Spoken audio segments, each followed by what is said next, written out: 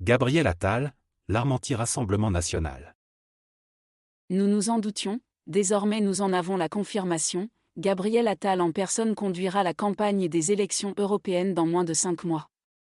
Le Premier ministre mènera lui-même la charge contre le Rassemblement national et son chef de file Jordan Bardella qui, dans l'ensemble des derniers sondages, écrasent tout sur leur passage, 30% RN, 20% liste Macron. Dans son discours de politique générale, il s'est certes autorisé quelques piques contre les insoumis, mais sans jamais les citer.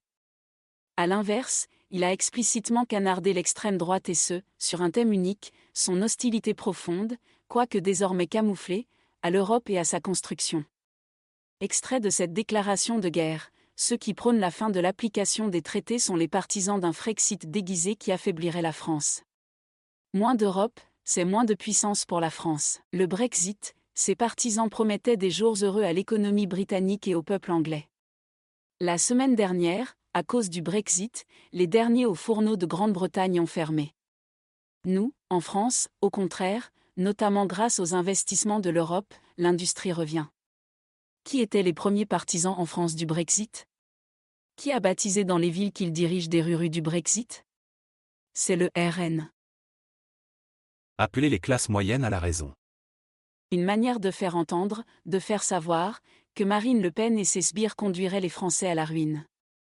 Une façon d'appeler à la raison cette partie, désormais imposante, des classes moyennes qui envisagent, sérieusement, de voter RN dès juin prochain. Marine Le Pen, Jordan Bardella ou la ruine des petits épargnants. Le concept sera-t-il, électoralement, efficace ? C'est en tout cas celui-là que Gabriel Attal va désormais ressasser sur tous les tons. Défier le Rassemblement national sur son terreau. Le chef du gouvernement ne s'est pas contenté de cette ode à l'Europe, quoiqu'il fût très prudent quand il fut question des agriculteurs.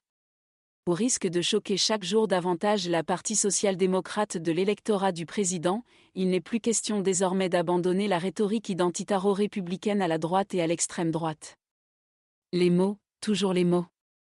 Dans les premiers paragraphes de son long discours, moins, Gabriel Attal les a soigneusement choisis, fierté française, grandeur de la France, dilution de la France, dissolution de la France, identité, valeurs, souveraineté, tradition, etc.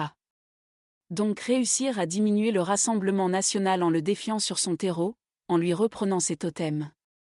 Sacré défi. Mais est-ce seulement possible ?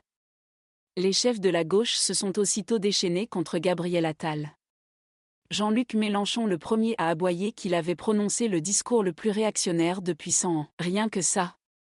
Le communiste Fabien Roussel ne s'est guère montré plus aimable, dénonçant, lui, la casse sociale.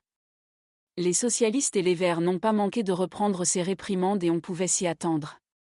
Quant aux chefs et députés LR, ils sont restés, tétanisés.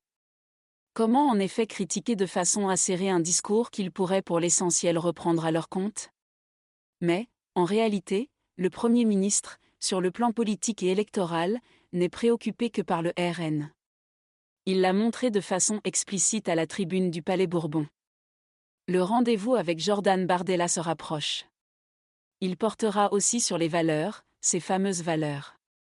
C'est risqué car un dérapage peut survenir à tout moment.